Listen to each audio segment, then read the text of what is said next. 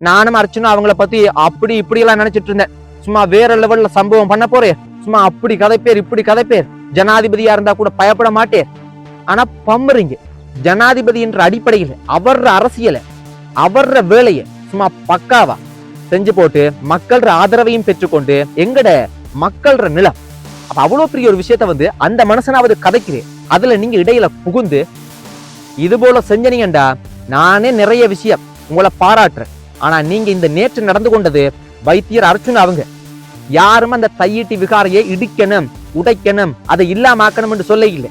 அதுக்கான நீதியன் கதைக்க வேண்டியது முக்கியமா வந்து எங்கட உறவுகள் எங்கட சொந்தங்கள் வந்து இன்றைக்கு உயிரோட இருக்காங்களா இல்லையா, காணாமலாக்கப்பட்டிருக்காங்க. அதுக்கு என்ன பதில்? உயிரோட இருக்காங்கடா உயிரோட இருக்காங்கன்னு சொல்லுங்க. இல்ல கொண்டு குமிச்சிட்டீங்கன்னா கொண்டு குமிச்சிட்டேன்னு சொல்லுங்க. அரசியல் கைதிகள் வந்து கொண்டு போய் உள்ள வச்சு 30 வருஷத்துக்கு மேலேயும் வந்து வச்சுட்டு கிடக்குறாங்க. அப்ப அதுக்கு என்ன பதில்? இதுக்கு குரல் கொடுக்கணுமா கொடுக்க கூடாது? அதுக்கு தான் உங்களுக்கு ஓட்டு போட்டது. அங்க போயிட்டு 100ல நான் 101ஆவதா இருக்கண்டாப்பா இத சொல்றதுக்கு இல்ல. இதே நீங்களோ நானோ காலியில போய் ஒரு இந்து ஆலயத்தை கட்டுறேன், இது இனவாதம் இல்ல புரிஞ்சுக்கொள்ளணுமா? இந்து ஆலயத்தை நான் சட்டவிரோதமா கட்டுறேன், எனக்கு என்ன நடவடிக்கை எடுப்பீங்க? கட்ட முடியுமா? அப்படி கட்டினா என்ன நடக்கும்? இனவாதத்துக்காக நான் அதை செய்யறேன், அப்படி இல்லைன்னா சட்டவிரோதமா நான் செஞ்சேன், தூக்கி உள்ள வச்சு மிதின்னு மிதிக்க மாட்டீங்களா? முடியுமா? இருந்தா உண்மையான தமிழனா இருந்தா சொல்லுங்க. ஏன் வல்வெட்டி துறைக்கு போனீங்க? சும்மா உப்புச்சப்பு இல்லாத காரணத்தை சொல்லக்கூடாது. இன்னைக்கு இடத்தை பாத்தீங்களா எவ்வளவு அழகா இருக்குன்னு, பாக்குறதுக்கே அவ்வளவு சந்தோஷமா இருக்கு. சரி, அது ஒரு பக்கம் இருந்தாலும் ஜனாதிபதி நேத்து யாழ்ப்பாணத்துக்கு போனீர், உங்க எல்லாருக்குமே தெரியும். அவர் அரசியலை சும்மா வேற லெவல்ல கிளீனா சும்மா பக்காவா செஞ்சுட்டு போயிட்டு எங்கட அரசியல்வாதிகள் எங்கட தமிழ் மொழி பேசக்கூடிய எங்கட அரசியல்வாதிகள் எம்பிமார்கள் என்னத்தை கிழிச்சிருக்காங்க. இப்ப இந்த அர்ச்சுனா உட்பட எல்லார்ட்டையுமே நான் கேட்கிறேன், சும்மா வாய் வலிக்க இப்படி கத்திட்டு தெரிஞ்சுக்க. நேத்து ஜனாதிபதியோட நேரடியா கதைக்கிறதுக்கு முழுக்க உங்களுக்கு சந்தர்ப்பம் கிடைச்சது. உப்புச்சப்பு இல்லாத விஷயத்த கதைச்சிட்டு இருக்கிறீங்க. இதெல்லாம் தேவைதானே? இதெல்லாம் நீங்க பாராளுமன்றத்துல கதைக்கத்தானே போறீங்க. அப்போ ஒரு முக்கியமான ஒரு பிரச்சனைய நேரடியா மக்களோட நிக்கிறவர், மக்கள் வெளியே கூட்டமா இருக்கிறாங்க, எவ்வளவு பெரிய ஒரு சந்தர்ப்பம் உண்டு. அப்ப அவர் அரசியல் செய்யறா இல்லையா அப்படின்றது இல்ல பிரச்சனை. நீங்க அரசியல் செஞ்சனீங்களா? மக்களுக்கான அரசியலை செஞ்சனீங்களா? 100 பேர்ல நான் இன்னும் ஒரு 101ஆவதால் இப்படி கை காட்டிட்டு போறதுக்கு நீங்க வரக்கூடாது. மக்கள் ஓட்டு போட்டது இன்றைக்கு யோசிச்சு பாருங்க. சிங்கள மொழி பேசக்கூடிய மக்களுக்கு சிறந்த தலைவன் ஒருத்தர் கிடைச்சிருக்கானா? கிடைக்க இல்லையா? நாட்டுக்கே கிடைச்சிருக்கு. அப்ப எங்கட மொழி எங்கட மக்களுக்கு எங்கட சமுதாயத்துக்கு யார் தலைவன்? யாராவது ஒருத்தர் அடையாளப்படுத்தக்கூடிய அளவுக்கு இருக்கானா? அப்ப உங்களை எல்லாம் என்னத்தை நம்புறது? சும்மா ஹூன்னு கத்துறீங்க. நேரடியா அந்த மனசை வந்தோடனே அரசியல் கைதிகள் எங்கட சொந்தங்கள் எங்கட உறவுகள் எத்தனை வருஷமா வாடுறாங்க. அதை விடுவிக்கிறதுக்கு நீங்க தானே தேர்தலுக்கு முன்னுக்கு சொன்னீங்க, கதைச்சிங்க, விடுவிப்பேன்னு. என்ன நடவடிக்கை எடுத்தீங்க? ஏதாவது ஒரு தேர்தல் வந்தா வாரீங்க, சும்மா பெரிய அளவுக்கு படம் காட்டுறீங்க. நடவடிக்கை எடுத்தீங்களா? வார்த்தைகள்ல சொல்றது முக்கியம் இல்ல, செயல்கள்ல செஞ்சனீங்களா? கேட்கலாம் தானே? ஏன் உங்களுக்கு தைரியம் இல்லையா? அர்ச்சுனாட்டையும் தான் கேட்கிறேன்.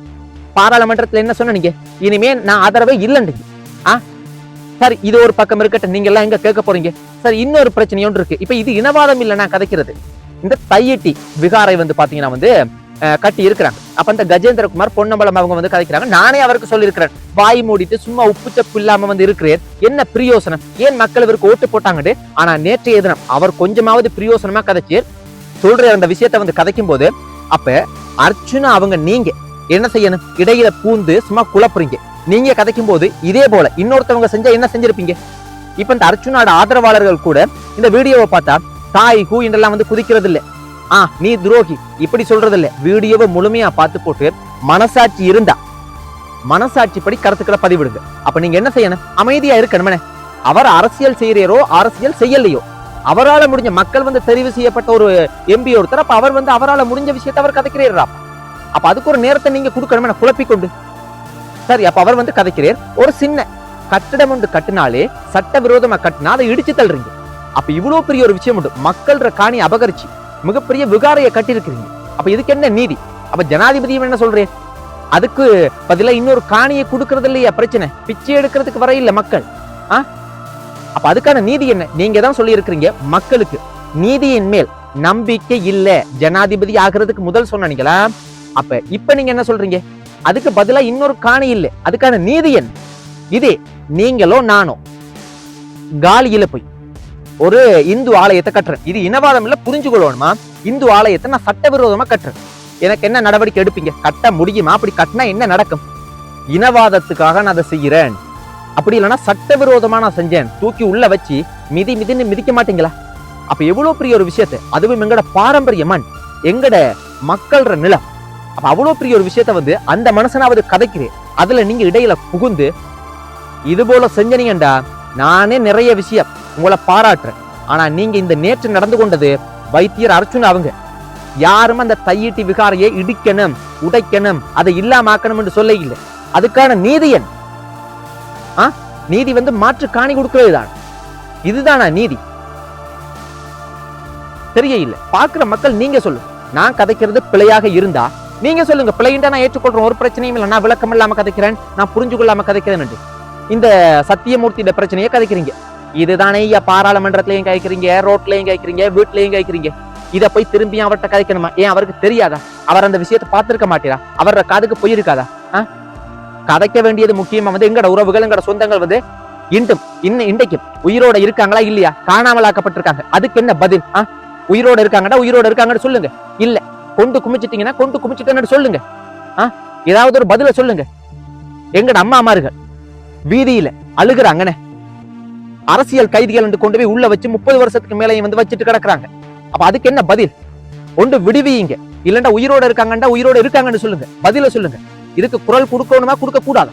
அதுக்கு தான் உங்களுக்கு ஓட்டு போட்டது. அங்க போயிட்டு 100ல நான் 101 இருக்கண்டாப்பா, இத சொல்றதுக்கு இல்ல. நானும் அர்ச்சனும் அவங்கள பத்தி அப்படி இப்படி எல்லாம் நினைச்சிட்டு இருந்தேன், சும்மா வேற லெவல்ல சம்பவம் பண்ண போறேன், சும்மா அப்படி கதை பேர் இப்படி கதை பேர், ஜனாதிபதியா இருந்தா கூட பயப்பட மாட்டேன், ஆனா பம்புறீங்க. தெரியலையா? கட்டாயம் இது போல இருந்தீங்கடா, கட்டாயம் மக்களும் எங்கட சமூகத்துக்கு, எங்கட மக்களுக்கு யார் தலைவர், ஒரு அடையாளப்படுத்தக்கூடிய ஒருத்தவங்க யார் இருக்காங்க? யார சொல்றது? இப்படி போன தமிழும் இல்ல, எங்கட சமூகமும் இல்ல, அவ்வளவுதான். இன்னொன்று பாக்குற நீங்க யோசிச்சு பாருங்க, இதை நான் குறையா சொல்ல இல்ல, நான் அவதானிச்ச ஒரு விஷயம் உண்டு. ஜனாதிபதி மக்களே வந்து பெருசா ஒரு பெரிய பேசு பொருள் என்னண்டா, பாதுகாப்பு இல்லாம ஒரு சாதாரணமா போரேறாப்பா, இப்படிதான் எல்லா இடத்துக்கும் போரேர் கூடுதலா. ஆனா நேற்று எதனா வல்வெட்டி துறைக்கு வந்தேன். இன்னொன்று, யாழ்ப்பாணத்துல எத்தனை இடம் இருக்கு, ஏன் வல்வெட்டி துறைக்கு வந்தேன்? முடிஞ்சா சொல்லுங்க பாப்பா. உங்கள் இந்த வீடியோ பாக்குறதுல யாராவது ஒரு ஆள் முடியுமா இருந்தா, வெளிநாட்டுல கனடால இருந்து பாக்குறீங்க, சுவிஸ்ல இருந்து பாக்குறீங்க, டென்மார்க், ஜெர்மனி, இப்படி அமெரிக்கா, இப்படி எத்தனையோ நாடுல இருந்து பாக்குறீங்க, முடியுமா இருந்தா, உண்மையான தமிழனா இருந்தா சொல்லுங்க, ஏன் வல்வெட்டி துறைக்கு போனீங்க? சும்மா உப்புச்சப்பில்லாத காரணத்தை சொல்லக்கூடாது, முடியுமா இருந்தா சொல்லுங்க. அதுல இன்னொன்று பாத்தீங்கன்னா பாதுகாப்பு, முப்படை பாதுகாப்பு இருந்தது, ஏன் இவ்வளவு பாதுகாப்பு? அப்போ ஒரு பாரிய கேள்வி ஒன்று வருதா இல்லையா? ஏன் அச்சமா, ஏன் பயமா, ஏன் வேற ஏதாவது வந்து உங்களோட புலனாய்வுல வேற ஏதாவது ரகசிய தகவல் கிடைச்சிருக்குதா? வேற ஏதாவது சிக்கல் இருக்கா? என்ன பிரச்சனை? இப்ப ஜனாதிபதி அவரை நாங்க பாராட்டுவோம், அது பிரச்சனை இல்லை. காரணம் என்ன தெரியுமா? அவர் வந்து ஜனாதிபதி என்ற அடிப்படையில் அவர அரசியலை, அவர வேலையை சும்மா பக்காவா செஞ்சு போட்டு மக்கள் ஆதரவையும் பெற்றுக்கொண்டு சும்மா இருந்த லெவலை விட இன்னொரு படி மேல அப்படின்ற மாதிரி மக்களுக்கு அன்பையும் செலுத்தி அவர வேலையை பக்காவா முடிச்சுட்டு போறேன். ஆனா எங்கட அரசியல்வாதிகள் வாய் பார்த்துட்டு என்ன அரசியல் செய்றீங்க? இதுதான் அரசியல். இது போல அரசியல் செஞ்சனீங்கண்டா அர்ச்சுனா மட்டும் இல்ல, உங்க எல்லாரையுமே வந்து துடைச்செறிஞ்சிட்டு எல்லாம் புது புது பொடியமார்கள் தான் உள்ள வரப்போறாங்க. ஏண்டா காலமும் மாறிடுச்சு, நிலைமையும் மாறிடுச்சு, சிந்தனையும் மாறிடுச்சு. ஆனா அதுக்காக உணர்வுகள் மாறிடுச்சுன்னு நினைக்காதீங்க. அப்ப அதுக்கேத்த மாதிரி நீங்களும் கொஞ்சம் மாற விளங்குதா? ஆனா ஒருத்தரை நான் பாராட்டுவேன், என்னண்டா இந்த கஜேந்திரகுமார் பொன்னம்பலம் அவங்க வந்து ஒரு முக்கியமான விஷயத்தை கழிச்சு இந்த தையீட்டி விகாரைய சரியா கதைச்சு. ஒரு கட்டடத்தை ஒரு சின்ன பில்டிங்கை கட்டினா கூட, ஒரு மதில கட்டினா கூட அதை வந்து அப்படியே உடைச்சு தள்ளி இருப்பீங்க. அப்ப இவ்வளவு பெரிய ஒரு சம்பவம் நடந்திருக்கு, இது சரியானதா நான் நினைக்கல அப்படின்னா அவர் அழகா கதைக்கிறேன், அழகா சொன்னிடுறாப்பா. அதை கேட்கும்போது வந்து சில விஷயங்கள் எனக்கு அவர விஷயங்கள் வந்து விருப்பப்படுறது இல்லை. ஆனா நேற்று வந்து சும்மா பக்காவா கதைச்சு அதுல இருந்து அர்ச்சுனா அவங்க வந்து இடையில குழப்பினது கெட்ட கோபம் வந்துருச்சு எனக்கு பார்க்கும்போது. அப்ப அது கதைக்கும் போது ஜனாதிபதி அதை முழுமையா கேட்டுட்டு அவர் பதில் சொல்றதுக்கு இந்த மனுஷன் குறுக்க போறது. சரி, இந்த மனுஷனை விடுங்களே, ஜனாதிபதி சொன்னது என்னது? அதுதான் நீதியா? இதுதான் நீதியா? இதுதான் நீங்க நீதியை நிலைநாட்ட போறீங்க? எப்படி இருக்குது? ஆனா இதெல்லாம் தாண்டி பாத்தீங்கன்னா ஒரு மனிதனாக, ஒரு மனுஷரா, ஒரு மக்களா, ஒரு சமூகமா பார்க்கும்போது மாவை சேனாதிராஜா அவங்களோட இறந்த வீட்டுக்கு போயிருந்தார். உண்மையா அவர் போகணும்ன்ற அவசியம் இல்லை, அங்க போய் தான் அவர் பெயர் எடுக்கணும், அந்த இதெல்லாம் அவருக்கு தேவையில்லை. ஆனாலும் சும்மா சகஜமா போய் ஒரு சாதாரண ஆள் போல அதை பார்க்கும்போது உண்மையாகவே ரொம்ப ரொம்ப சந்தோஷமா இருந்துச்சு. உண்மையாகவே நாட்டுக்கு கிடைச்சிருக்கிற சிறந்த தலைவர், சிறந்த ஜனாதிபதி. ஆனா எங்கட தமிழ் பேசக்கூடிய மக்களுக்கு, எங்கட சமூகத்துக்கு ஒரு சிறந்த தலைவன், அடையாளப்படுத்தக்கூடிய எங்கட மொழி, எங்கட இனம், எங்கட பண்பாடு எல்லாத்தையுமே காக்கக்கூடிய ஒரு தலைவனை விடுங்களே, ஒரு முக்கியமான அரசியல்வாதியாவது இருக்காங்களான்னு கேட்டீங்கன்னா இன்றைக்கு கேள்விக்குரியன. எவ்வளவு பிரச்சனைகள் இருக்குடாப்பா. இந்த வேலை இல்லாத பட்டதாரிகள் வந்து வெளியே வீதியில் நின்று கத்தி கொண்டு கிடக்குதுகள். அதுகள்ற விஷயத்த இந்த பிரச்சனை நடக்குதுன்னு சொல்றதுல விஷயம். இதுக்கு என்ன தீர்வு, என்ன திட்டம், என்ன சரியான பதில்? உப்புச்சப்பு இல்லாம செய்யறது இல்ல. ஒவ்வொரு முறையும் மஹிந்த ராஜபக்ச அவங்க வந்தாலும் சரி, ரணில் வந்தாலும் சரி, மைத்ரிபால சிறிசேனா வந்தாலும் சரி, யார் வந்தாலும் சாதாரணமா மக்களினுடைய ஆதரவு ஜனாதிபதி வந்திருக்காங்கன்னு பார்க்க போவாங்க. அது இருக்கத்தான் செய்யும். ஆனா அனுரகுமார் திசாநாயக் அவங்க வந்திருக்காங்கன்றும் போது கொஞ்சம் மேலதிகமா கொஞ்சம் மக்களினுடைய ஆதரவு கூடுதலா இருக்கு. அதெல்லாம் பார்க்கக்கூடிய வகையில இருக்கு. அதுல எந்த ஒரு மாற்று கருத்துமே இல்லை.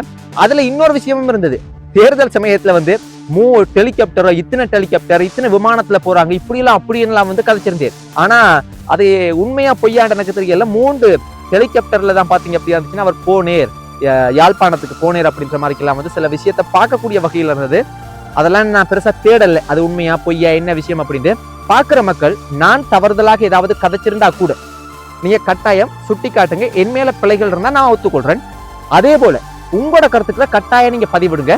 நன்றி மக்களே, இன்னும் ஒரு வீடியோல சந்திப்போம். நன்றி.